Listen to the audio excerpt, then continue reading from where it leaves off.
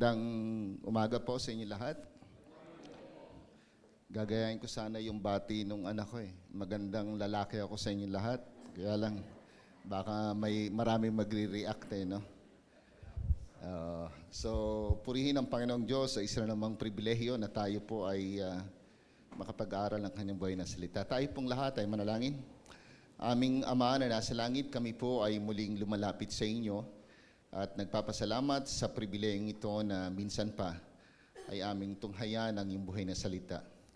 Ama, salamat po sa kalayaan, salamat sa pribilehiyo, salamat sa banal na Espiritu na siyang ginamit mo upang gabayan ang mga lingkod mo na maisulat ang mga salitang ito at makaabot sa amin.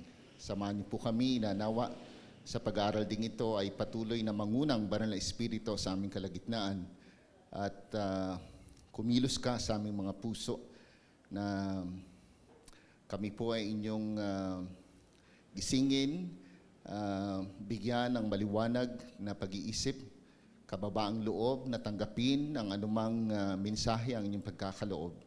At dalangin namin higit sa lahat na ito ay makapagbigay luwalhati sa iyong dakilang pangalan. Maging katanggap-tanggap nawa sa inyo ang pag-aaral na ito sa pangalan ni Jesus. Ito pa ang panalangin. Amen. So para po sa ating pag-aaral, minsan pa buksan natin ang ating Biblia sa Ephesians chapter 5 verses, pwede nating simulan hanggang verse 16, from verse 16. Ephesians chapter 5 verses 16 to 18. Verse 16 it says, making the most of your time because the days are evil. So then, do not be foolish, but understand what the will of the Lord is. And do not get drunk with wine, for that is dissipation, but be filled with the Spirit. So this is a continuation of the series of messages on our theme for this year, Walk by the Spirit. Based on the passage na ating nandito sa ating harapan, makikita natin na ang mga mananampalataya ay inuutusan na lumakad, mamuhay ayon sa pangunguna ng banal na Espiritu o mamuhay sa kalooban ng banal na Espiritu. But walking in the Spirit is not an easy thing to do. Even though the Holy Spirit is in us, still, many times we walk or live according to the flesh, Kung ano yung gusto natin, yung pa rin yung patuloy na naghahari sa ating buhay. I believe that for us to walk or live by the Spirit or in the Spirit, we have to submit totally or to be controlled by the Spirit. We call it Spirit-filled life or filled by the Spirit. Every genuine believer is sealed by the Spirit. At yan ay pinag-aralan natin nung last month sa unang service, But not all believers are filled by the Spirit. This is why in the passage that we read a while ago, believers are commanded to be filled by the Spirit. Linawin po natin, magkaiba ang sealing of the Holy Spirit at filling of the Holy Spirit. Mamaya elaborate ko po ito. So ngayong umaga, sama-sama nating pag-aralan. Ano nga ba ang pagiging puspos ng banal na Espiritu? What is it to be filled by or with the Holy Spirit? Paano ba tayo mapupuspos ng banal na Espiritu? How will we be filled by or with the Holy Spirit? Nahihirapan kasi ako dahil ano magagamitin ko, with the Spirit or by the Spirit, So, and lastly, ano ba ang resulta o epekto sa buhay ng tao na puspos ng banal na Espiritu? What are the effects or results of being filled by the Spirit? So let's look at the first question. What is to be filled by the Spirit? Bawat tunay na mananampalataya ay puspo o sinelyuhan ng banal na Espiritu, tinatakan ng banal na Espiritu. At sabi nga natin yung ating pinalakayan nung nakarang buwan, tayo ay sigurado, we are secured of our salvation. Inheritance is guaranteed because of the presence of the Holy Spirit in our lives. When looking at Scripture, katulad ng nasabi natin kanina, the indwelling of the Spirit appears to be different than being filled with the Spirit. Yung Bible, pinapakita niya na bago pa man ang isang mananampalataya o pagkatanggap ng isang mananampalataya sa ating Panginoon Jesucristo, ang Banal na Espiritu ay sumakanya. At isa yon sa mga pangako ng ating Panginoong Diyos. Those who will believe on the Lord Jesus Christ will be sealed, and at the same time, the Holy Spirit will dwell on them. Promise yan ang salita ng Panginoong Diyos. Sinabi ito ng Panginoong Jesucristo in John chapter 14, verse 16, that He would ask the Father to give them another advocate or comforter. And He never leaves us. Dahil nasa sa atin ngayon yung banal na Espiritu. At dahil nasa sa atin ang banal na Espiritu, there's a great tendency for all of us to quench, masaktan natin yung banal na Espiritu. Sa bawat bagay na ginagawa natin, nalabag sa kalooban ng Panginoong Diyos, unconsciously ay nasasaktan natin ang ating Panginoong Diyos sa presensya ng banal na Espiritu na nasa ating buhay. In Ephesians chapter 1 verse 13 it says, "And you also were included in Christ when you heard the message of truth, the gospel of your salvation. When you believed, you were marked in Him with a seal, the promised Holy Spirit, who is a deposit guaranteeing our inheritance until the redemption of those who are God's possession."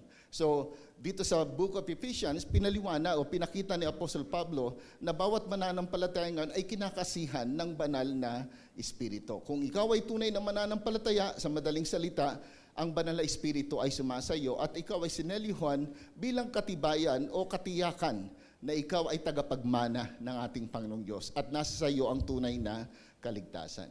Pero ano nga ba yung sealing at saka yung dwelling, no? So sinasabi na yung feeling at saka yung dwelling ng banal na Espiritu.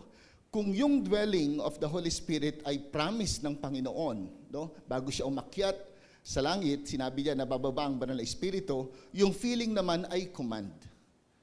Utos. Kaya nga sabi niya, be filled with the Holy Spirit. Sabi niya, do not be drunk with wine, but be filled with the Holy Spirit. We are commanded to be filled with or by the Spirit. Kung yung dwelling of the Holy Spirit ay permanent, yung feeling of the Holy Spirit ay temporary or occasionally. So, sa Old Testament, hanggang sa New Testament, makikita natin na may mga tao na napuspos o pinangunahan ng banal na Espiritu, pero sa Old Testament kasi ang doctrine is, pag na-offend nila yung banal na Espiritu, umaalis ito. That is why in Psalm 51, ang isa sa mga prayers ni King David, nawa ay hindi umalis yung banal na Espiritu sa kanya. Now, sa New Testament naman, once we accepted the Lord Jesus Christ, no, the Holy Spirit dwells in us. Permanent yan. Pero yung feeling of the Holy Spirit, merong time sa buhay mo na ikaw ay puspos ng banal na Espiritu.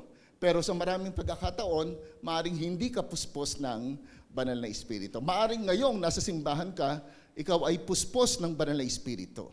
Pero kinausap ka ng katabi mo, nawala yung pagiging puspos mo ng banal na Espiritu.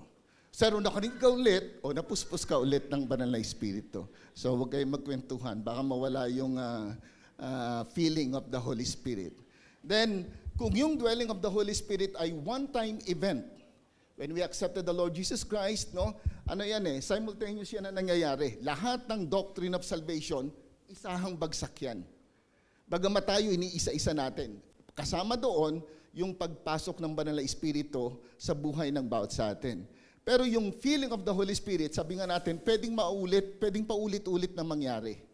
Napuspos ka ngayon, nawala dahil nagkasala ka, o kinabukasan, napuspos ka ulit. Pero nagkasala ka ulit, nawala na naman, o napuspos ka na naman kinabukasan. Nag-drive ka, nawala ulit. So, paulit-ulit pwedeng mangyari. Pero yung pagiging, pananahan ng banal na Espiritu ay mananatili magpakailanman. So this is an ongoing journey of faith and surrender. Habang tayo nabubuhay, nandun yung paglakad natin, ayon sa kalooban ng Panginoong Diyos, lumalago tayo ay napupuspos ng banal na Espiritu. Pag pinag-aralan natin ang salita ng Panginoong Diyos, no, makikita natin na merong dalawang salita na ginamit sa salitang being filled by the Holy Spirit. Yung unang salita ay yung tinatawag na pimpleni, kung saan ito yung madalas na ginamit sa aklat ng mga gawa o Book of Acts. Paulit-ulit na sinasabi na ang mga disipulo ay napuspos ng banal na Espiritu. Yung word study dictionary, ito ay kanyang dinefine na to be filled, to accomplish, persons to be filled, wholly imbued, affected, and influenced. So this word implies a single event taking place and empowering believers for a work of service. Even in the Old Testament, actually kahit sa Old Testament, no, ang daming account na ang isang tao ay napuspos ng banal na Espiritu para sa isang specific na gawain. Ulitin ko ulit, ang pagpuspos ng banal na Espiritu dahil hindi siya permanent, may mga pagkakataon na napupuspos ng banal na Espiritu ang isang tao dahil merong layunin ang Diyos. Merong gustong ipagawa ang Panginoong Diyos. Yun yung context sa Old Testament. Kaya nga pag tiningnan ninyo nung time na si King Saul ay kinuranahan para maging hari, marami yung hindi naniniwala sa kanya. Ayaw siyang tanggapin bilang hari, no, ng bansang Israel.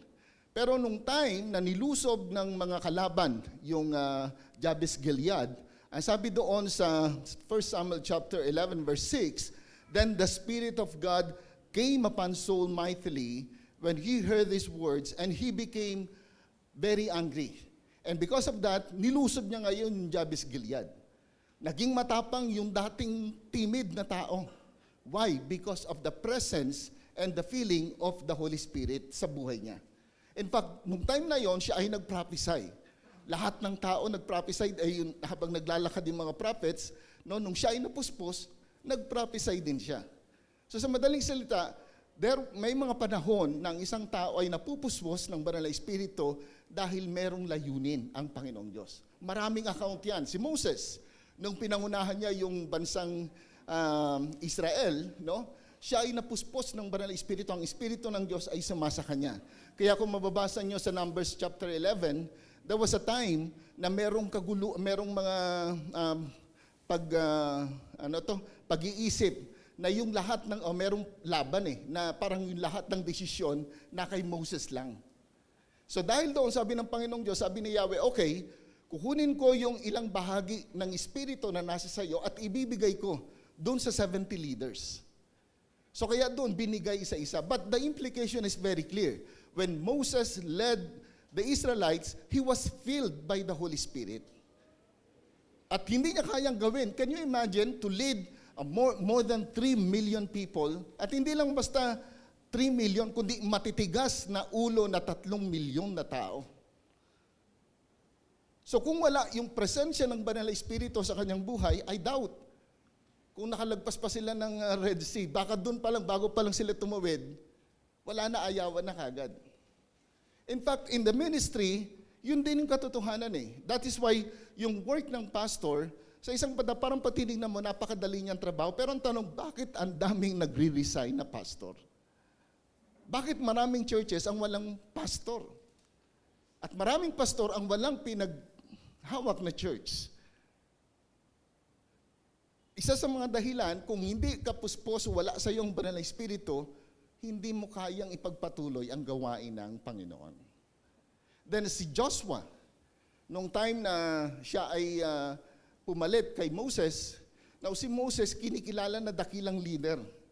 Can you imagine, eto ka ngayon, papasok ka, laging merong struggle So kaya ang solusyon upang magampanan niya yung kanyang tungkulin, mapasa kanya yung banal na Espiritu.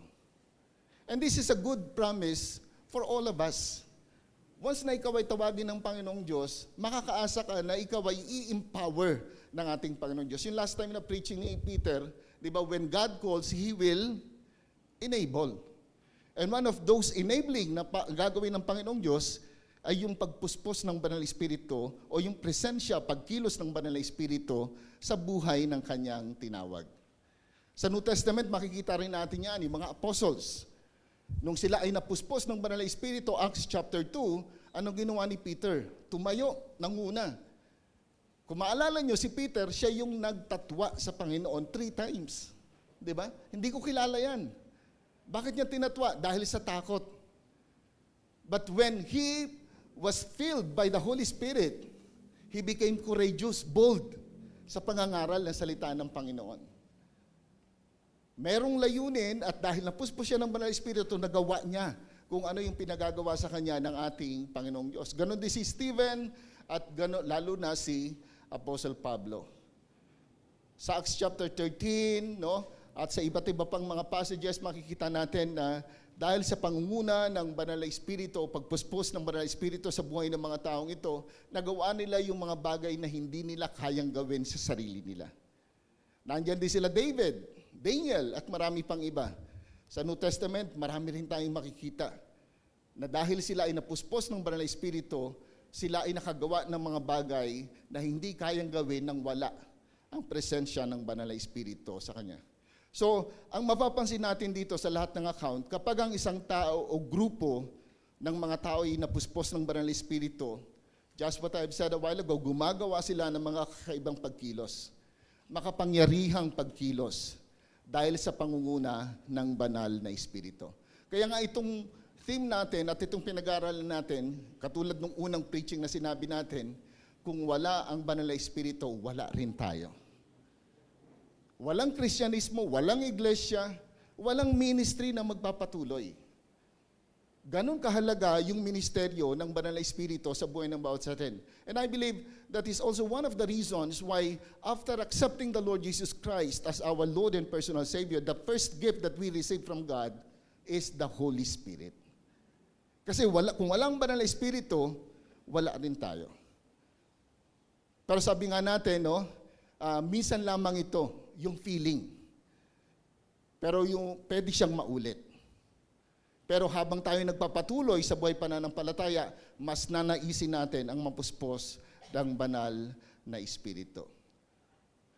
At nabanggit natin kanina si King Saul, no? Yung Holy Spirit sa Old Testament, umaalis.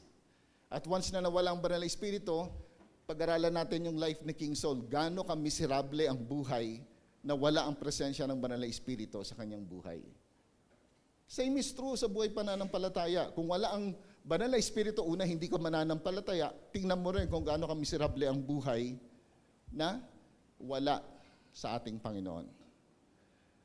Mamaya, titingnan natin, base sa talata nating pinag-aralan, ano ba yung resulta sa buhay ng isang tao na puspos ng Banal na Espiritu? Makakabuhay pa kaya sila ng patay, katulad ng mga apostles, na because they were filled by the Holy Spirit, they were able, no, na buhayin yung mga patay.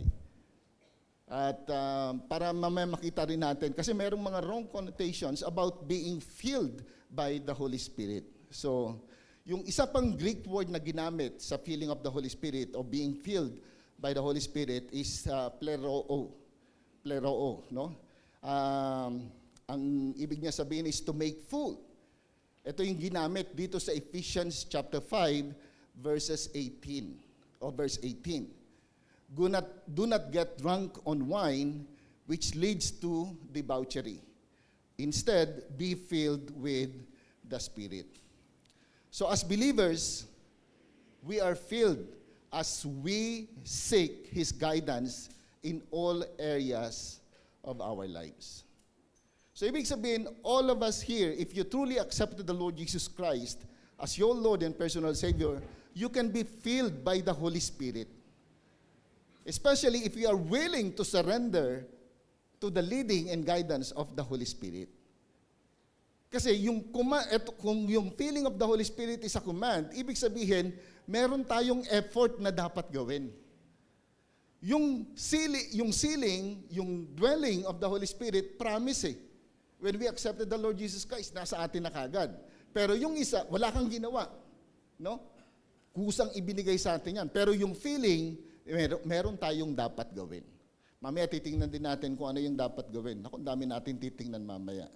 Sabi ni John MacArthur, being filled with the Spirit is living in the conscious presence of the Lord Jesus Christ, letting His mind through the Word dominate everything that is thought and done. So, yung pag ikaw pala ay puspos ng Banal na Espiritu, no, conscious ka, alam mo, doon sa presensya ng Panginoon, ang Banal na Espiritu ay nasa sa atin. Sa iyong mga ginagawa, no, conscious ka, nakasama mo yung banal na Espiritu. At nandoon yung pagsunod sa guidance, pangunguna ng banal na Espiritu. So this is what to be filled with the Holy Spirit. The Spirit's empowerment is always for God's purpose.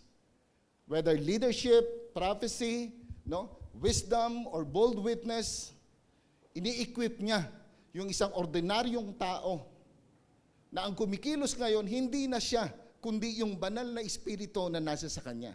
That is the feeling of the Holy Spirit. Kaya nga yung mga hindi mo kayang gawin, ma-amaze ka, magagawa mo siya. Di ba? Minsan may mga pagkakataon na tulad ko halimbawa mainitin ang ulo, magugulat ka pag nagdadrive ka, bakit ka naging pasensyoso?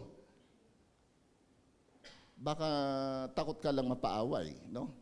Pero ang totoo, yung working ng Holy Spirit sa life mo, no, nandoon. So maraming bagay sa buhay natin na mapapansin mo na without the working of the Holy Spirit, no? Kaya nga minsan may mga tanong na parang hindi yata ako yon. Kasi nga, ang nagkumikilos na yung banal na Espiritu. So the next question for us is, how can we be filled with the Holy Spirit? Paano tayo mapupuspos ng banal na Espiritu? If the filling of the Holy Spirit is very important in our Christian journey, then it is very important din na malaman natin paano ba ako mapupuspos ng banal na Espiritu. Number one, be sure that you are a true believer or follower of Christ. Bakit? Ba't mahalaga ito? Kasi, yung Bible very clear. In Romans chapter 8, verse 14 to 16, for all who are being led by the Spirit of God, sino daw sila? These are the sons of God. Obviously, from that passage, if the Holy Spirit is not in us, then we are not sons of God. We are not true believers of Christ. We are not true followers of Christ. At kung wala yung banal na Espiritu sa atin, then paano ka mapupuspos ng banal na Espiritu? Kaya kahit na anong gawin mo, kung wala yung tunay na presensya ng banal na Espiritu sa ating buhay, hindi ka mapupuspos ng banal na Espiritu. Because the Spirit itself testifies na tayo nga ay sa Kanya.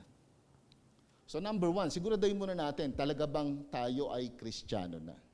So kung dumarating sa buhay, napaka muna, yung sinasabi ni Pastor, parang hindi ko pa yata na-experience yan. O, dapat ma-experience mo muna yung sealing and dwelling of the Holy Spirit.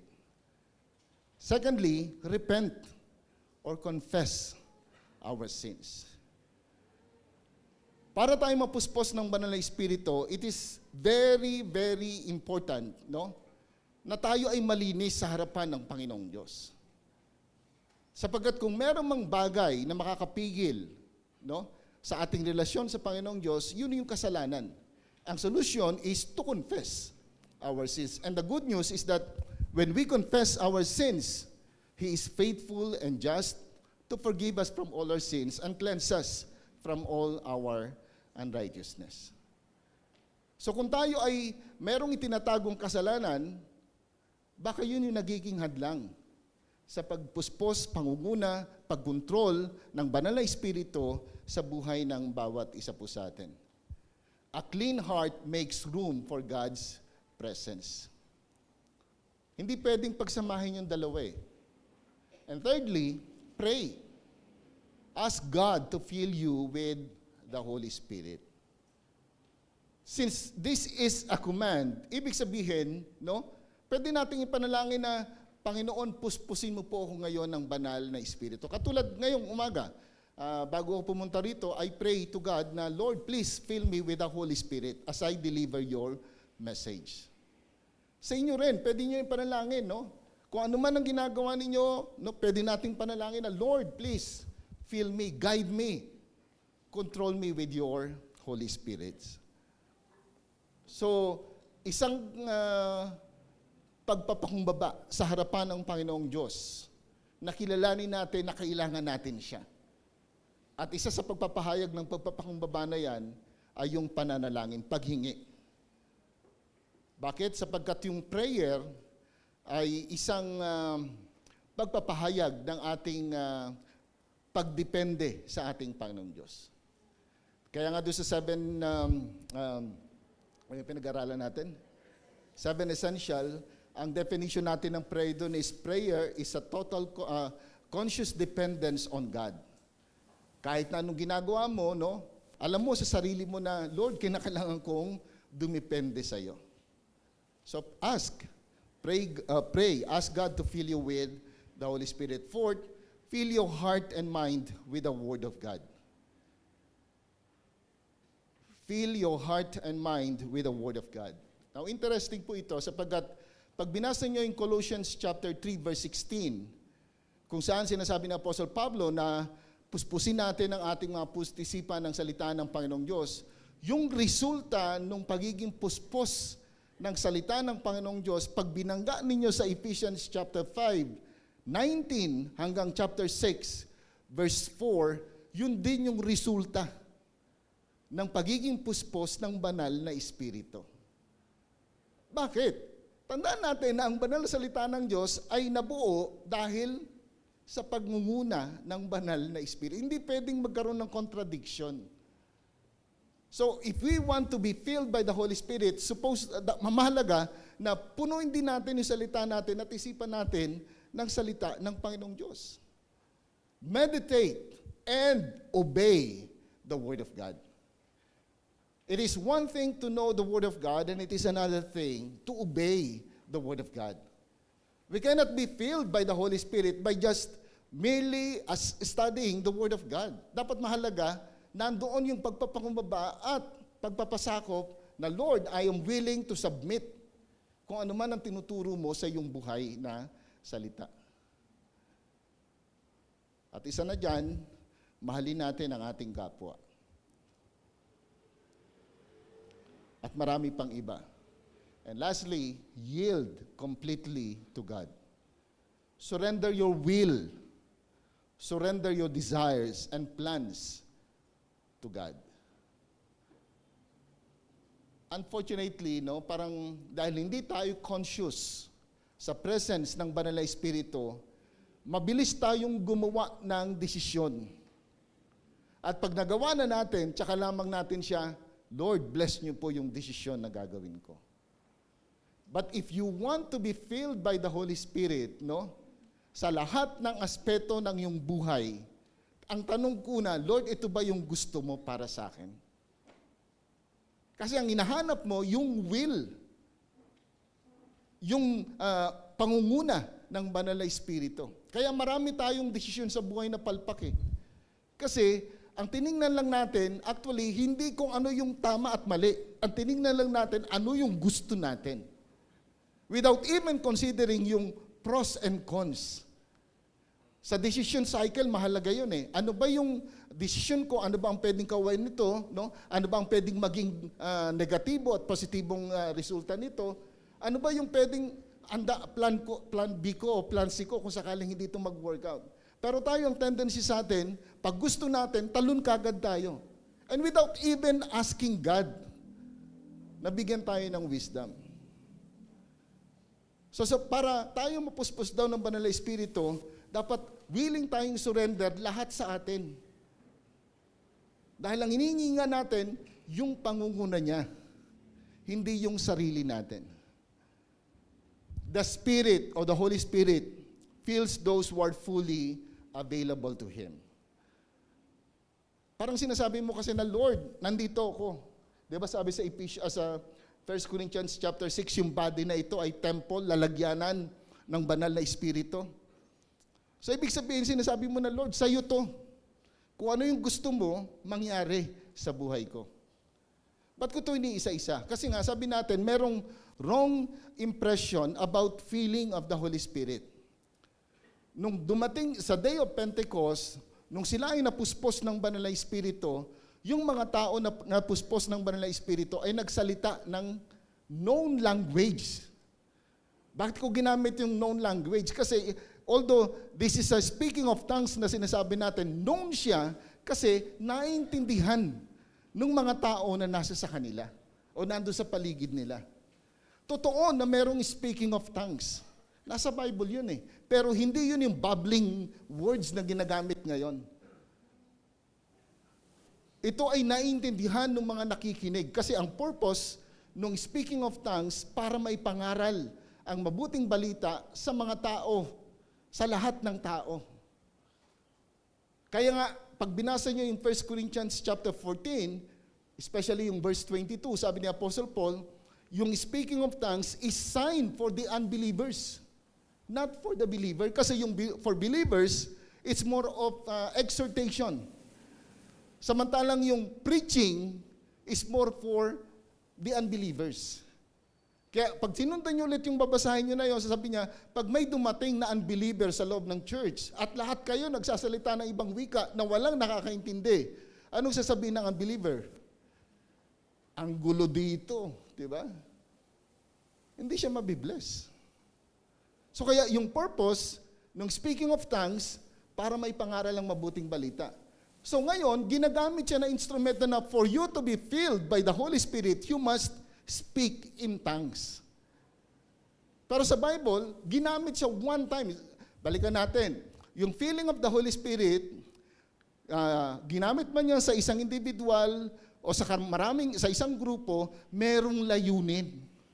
Merong special na layunin.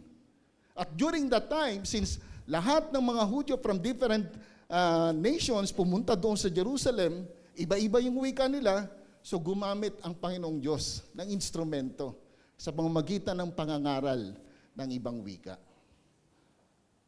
At hindi rin ito yung pagpapagaling na you are filled by the Holy Spirit, then kaya mo magpagaling. Hindi natin yan sinasaklawan.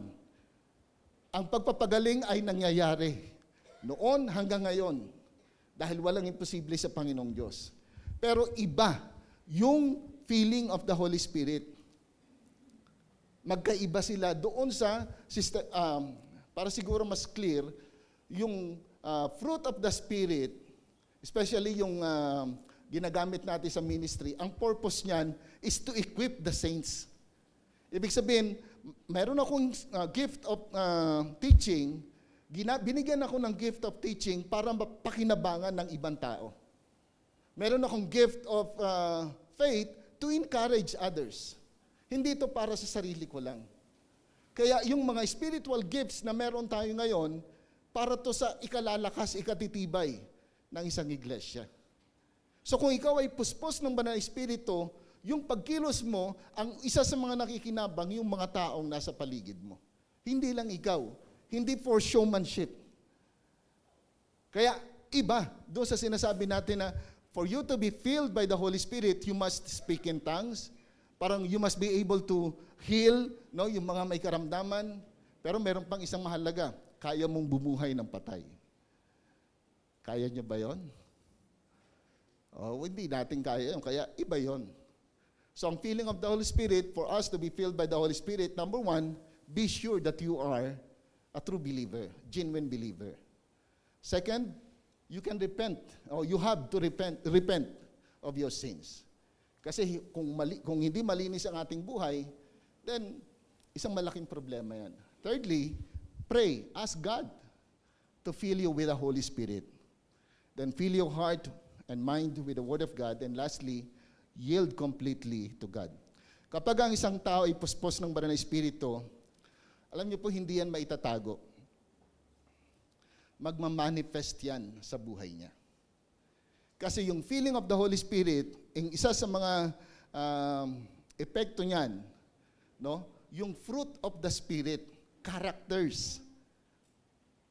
Lalabas at lalabas siya. At hindi siya pwedeng itago. Magmamanifest po yan sa buhay ng bawat sa atin. Kusa itong makikita sa buhay ng bawat isa. Kaya nga may mga tao na pag tinignan mo yung life niya, no, parang itong tao na to nakaka-bless. Parang very evident yung presensya ng Diyos sa kanyang buhay. Pero pansinin niyo po, ang tao na malayo sa Panginoong Diyos, madilim yung kanyang aura. Mapapansin mo na yung kanyang muka, ay sa akin doon talagang madilim ho talaga ito, no? Pero mapapansin mo na talagang, parang walang joy, No? Mapapansin mo na parang down na down. Kaya it is kahit na anong tago mo, lalabas at lalabas if the Holy Spirit is working in your life. So marami pa pwedeng pag-usapan. Siguro pag tanong na lang po kayo. Tanongin niyo si Pastor, tanongin niyo, wag po ako, no? So, paano tayo mapupuspos? So, tingnan natin ngayon ang last, no?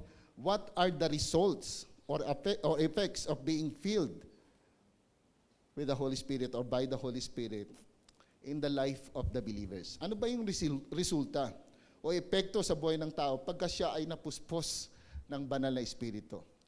Going back to the passage that we have read a while ago, it's very clear. Ano yung resulta ng isang tao na puspos ng banal na Espiritu? Number 1, wise living. Anong sabi doon sa verse 16? From verse 15, therefore be careful how you walk, not as unwise men, but as wise.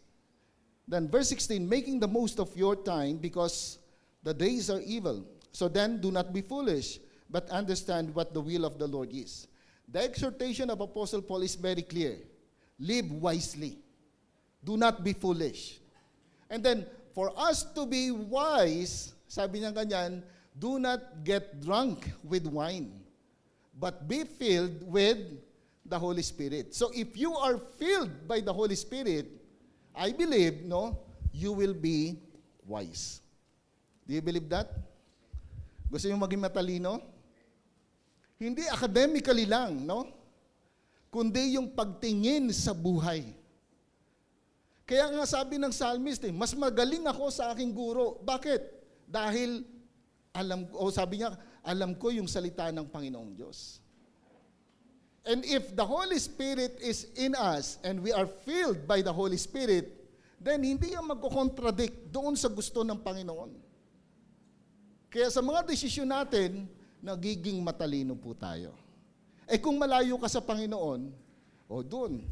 Dati may term yan si Kuya Romy, no? Zero wisdom. Pag malayo ka sa Panginoon. Base sa experience yan ni Kuya. No? Hindi, joke. Lahat tayo. Pag malayo tayo sa Panginoon, ang desisyon natin, madalas, palpak.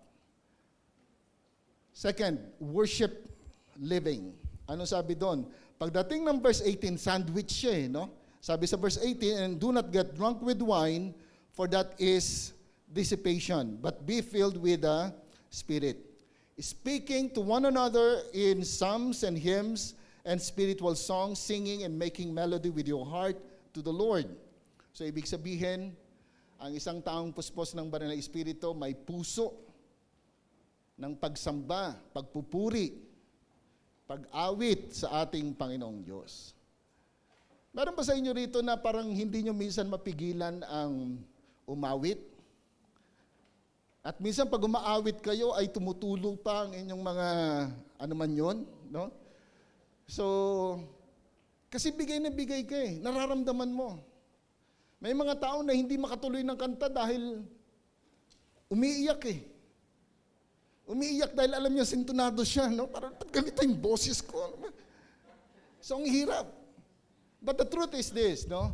When we are filled by the Holy Spirit, hindi mo kayang pigilin ang udyok ng banal na Espiritu sa iyong buhay. If you are filled by the Holy Spirit, you are excited na pumunta sa iglesia para sumamba.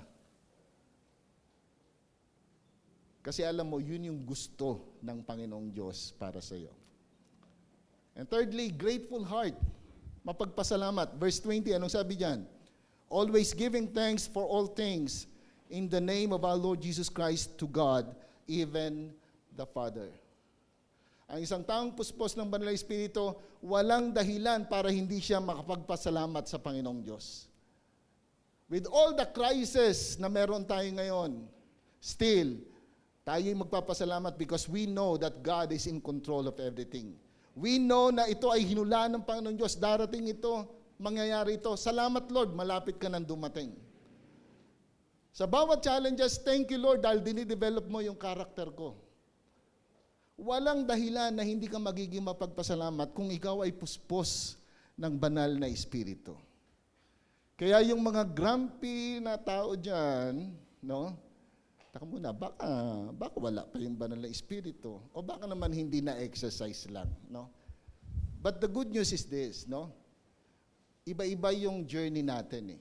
Yung iba mabilis, yung iba mabagal, yung iba talagang sobrang bagal, but still, meron yang development sa buhay natin.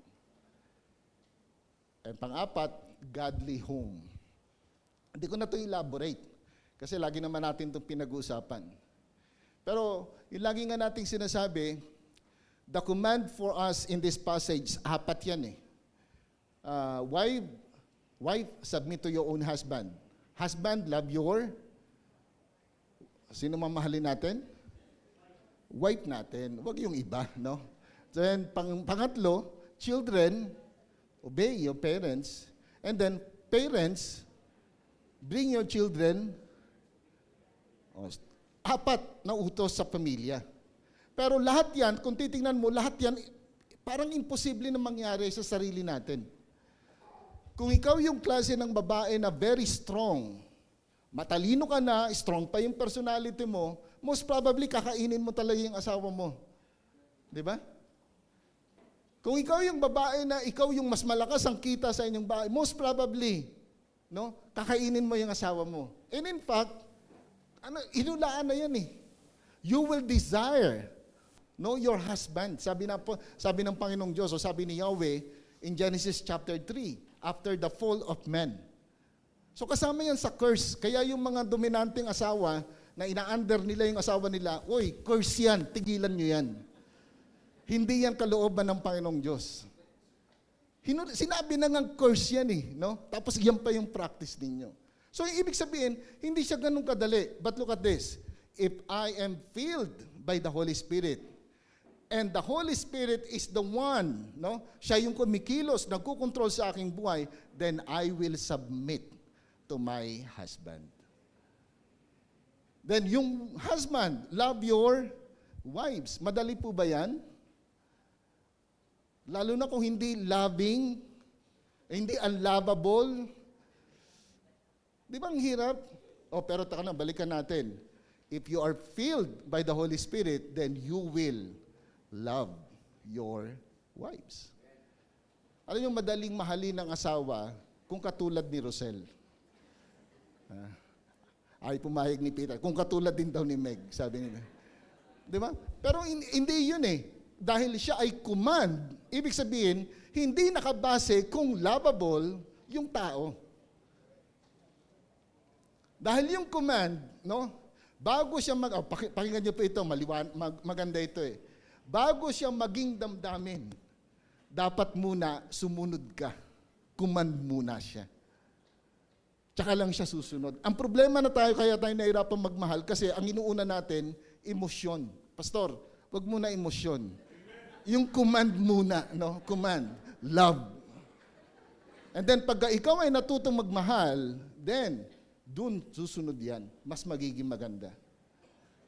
Kaya nga sa atin, sa Christianismo, parang lalayo na naman yata ako, sa Christianismo, dapat pag nanliligaw ka, dapat prayer muna eh. Hindi yung I love you kagad. Kasi wala pa namang damdamin dun eh. But anyway, ganun din sa anak. Madali bang sumunod sa mga magulang? Lalo na kung madalas, ang feeling mo, napapansin niya yung mali mo lang.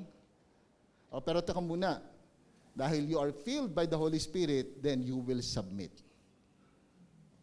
And you will obey your parents. You will honor your parents. And same is true sa magulang. Hindi mo dadalhin sa pagkagalit ang anak mo. So ibig sabihin, lahat ng yan parang imposible. Kaya ang unang binigay ni Apostle Pablo, be wise in handling yung mga bagay doon sa loob ng tahanan. Be wise kung paano mong ididil yung mga tao nasa paligid mo. Para magawa mo yan, be filled by the Holy Spirit. So without the filling of the Holy Spirit, ang hirap na magkaroon ng kaayusan doon sa loob ng tahanan. Bakit? Kasi hindi yung Holy Spirit ang nangunguna, kundi yung mga gusto natin. Kaya away-away. Jerome, ano na to counseling na ito So, advance na yan. So kaya nga, sa bawat isa po sa atin dito, it's very important. Alam natin ang sinasabi ng salita ng Panginoong Diyos at hinihingi natin yung pangunguna ng banal na Espiritu. And lastly, ayun, yung fruit of the Spirit, magmamanifest sa atin yan. At ang fruit of the Spirit is more of character. Kaya nga, love, joy, peace, long-suffering, gentleness, goodness, faith, meekness, temperance, lahat yan, character yan. At yung mga bagay na yon, without the presence and feeling of the Holy Spirit sa life natin, ang hirap kaya niyan.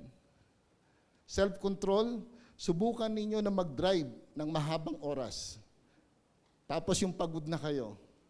Ano bong, di ba? Talagang gagalit ka talaga, mainis ka talaga. Tapos ang dami pang mga motor na sila Benjo, sila Jonathan, gumaganon sa mga ano-ano mo.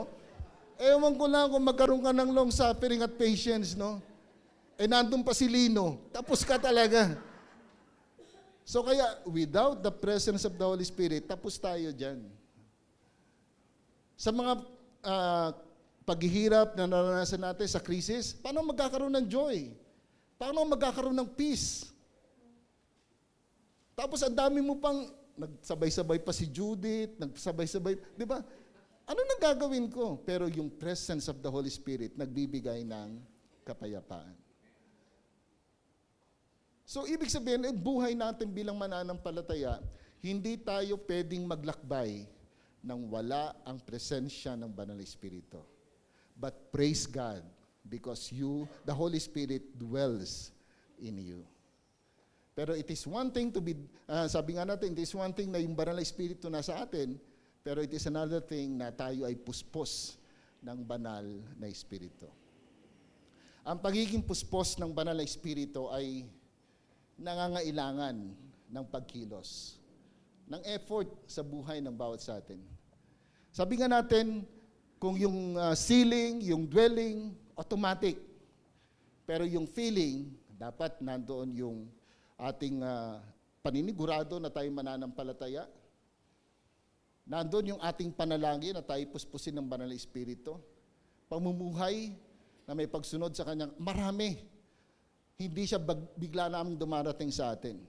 Hindi ito isang automatic na nagaganap sa buhay ng isang mananampalataya. Mahalaga na tayo ay patuloy, na tayo magpasakop at patuloy na magpasakop sa kalooban ng Banal na Espiritu at sumunod sa Kanyang maliwanag na kalooban. Maraming pagkakataon na makikita natin na, Lord, parang hindi yata tama itong prompting mo sa akin. May mga pagkakataon na ang feeling natin mas tama yung iniisip natin. Pero ma-amaze ka kung ikaw ay susunod. No? Yun pala yung best para sa'yo. At pag ipinilit mo yung gusto mo, no, ikaw lang din ang maapektuhan. Kaya napakahalaga sa buhay ng bawat mananampalataya na maging sensitibo tayo sa presensya at pagkilos ng Banal na Espiritu sa buhay natin. Tingnan natin ang ilang mga reflective questions. No? Kala nyo tapos na. Meron pa kasama yan. Number 1, kamusta ang aking relasyon sa Diyos? Totoo nga bang sama sa akin ang Banal na Espiritu? Ulitin ko ulit, no? Mahirap ang buhay nang wala ang presensya ng Banal na Espiritu. Pero kung tatanggapin mo si Jesus bilang Panginoon at tagapagligtas ng iyong buhay, aaminin sa iyong sarili na hindi mo kayang iligtas ang iyong sarili. Sapagkat tulad ko, ikaw man ay makasalanan din. Pagsisihan ito sa harapan ng ating Panginoong Diyos, ang pangako niya, buhay na walang hanggan, bagong pagkatao sa pangunguna ng Banal na Espiritu. Second, gaano ako kasensitibo sa pagkilos at pangunguna ng Banal na Espiritu? Tinagalog ko na ho kasi nahirapan din ako mag-English eh. So, pero di ba ito yung mismong problema natin eh, di ba? Parang hindi tayo aware sa presensya ng banal na Espiritu sa ating buhay. Kaya hindi rin tayo sensitive sa prompting ng Holy Spirit, sa working ng Holy Spirit sa life natin. And lastly, ako ba ay handa na magpasakop at sumunod o patuloy na lumalaban sa pagkilos ng banal na Espiritu sa aking buhay? Ang buhay pananampalataya, hindi lamang isang organisasyon. Yes, it is an organization, pero buhay na organisasyon. Hindi lamang siya isang club. Ito ay isang relasyon. Relasyon na meron tayo sa Diyos. At kung titingnan nyo ang buhay, ang Kristyanismo, it's all about relationship. Our relationship with God and our relationship with men. Without the presence of the Holy Spirit in our lives, mahirap mabuhay. At kung iniisip mo na kaya mong mabuhay on your own, wala kang time sa fellowship, wala kang time sa mga gawain sa iglesia, wala kang time sa pag-aaral, pananalangin, sorry kapatid, no? Pinahihirapan mo lang ang sarili mo. Kasi kailangan mo sila. Sabi nga ng Bible, walang sino man ang nabubuhay para sa sarili lamang. Parang gusto nyo kumanta. But yun ang totoo. Kailangan natin ng Panginoong Diyos, kailangan natin ng ating kapwa. At bilang mga mananampalataya, kailangan natin ng Banal na Espiritu sa ating buhay. Tayong lahat ay manalangin. Aming Ama na nasa langit, salamat po sa iyong buhay na salita. Pagpalain po ito sa pangalan ni Jesus tayong panalangin. Amen.